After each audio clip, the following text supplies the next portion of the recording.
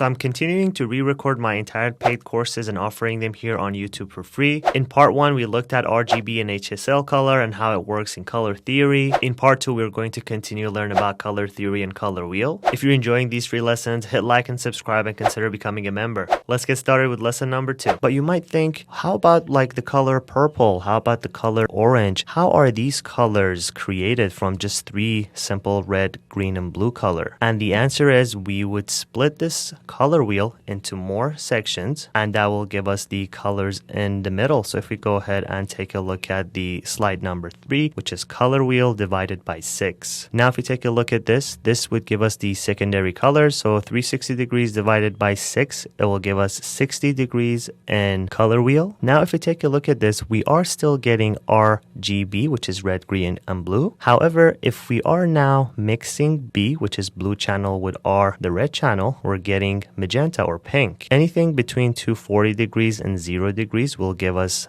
a pink color. If we mix the R channel and the G channel, red and green, we will get yellow, which is 60 degrees. Also, if we mix everything between blue and green, we will get cyan or light blue color. And to test this, we can actually again draw a rectangle in Figma, go to the fill panel, click the eyedropper tool, and if we click this, you see exactly the HSL is 60 degrees. And as you go back to RGB, here, this is the exact RGB that I mentioned. If we're mixing 255 of the red channel and 255 of the green channel, we would be getting yellow. Isn't that cool? Same thing applies if we mix the green channel and blue channel, which is 255 of the green and blue, we will get cyan. So let's just use the eyedropper tool. And as you can see, Figma automatically behind the scene calculates that. It mixes the green and blue channel, it would give us cyan. And if we want to see, cyan is 180 degrees. So if we click again here, go back to the fill and switch to the HSL, we're getting 180 degrees. But again, you might have another question. Where is the orange color? Where is the purple color? And the answer is very simple. We would just divide the color wheel more and more. And here, if we divide the color wheel by 12, we would get 30 degrees. And as you can see here, we have the red and we still have the blue. So if we mix more blue and less red, we would get the purple, which is 270 degrees. If we equally mix them, red and blue, we would get the pink color, and that is 300 degrees. If we mix more of a red color and less of a blue color, we would get more of a pinkish red color. And to answer your question, how do we get orange? So if we mix more of a red color, less of a green color, we would get the orange, which is 30 degrees. And to test that, let's go ahead and draw the circle. So we click the eyedropper tool, we would get this. We see exactly we have 30 degrees from the color wheel. And now if we switch to the RGB, there we go. We are maxing out the red channel. We're giving it the maximum number 255, and we're dividing 255 by 2. We will get 128, and this is half of the green channel, and this is the orange color that I mentioned. And you already know the answer. If we go to 255, guess what? We will get the yellow color, and there we go. So if we equally mix red color and equally mix the green color, we would get the yellow color, which is in the middle of the color wheel. So if we take a look at the color wheel side by side, we started with an RGB color. We divided it by 6 different sections. We got exactly the middle colors of mixing them. We divided the whole channel by 12 to get even more colors. And we saw the difference between how mixing different values would generate different colors in terms of the orange and purple example. And if we go ahead to slide number 6, this is how it looks like. This is the color wheel split by 3. And this is how it looks like split by 6.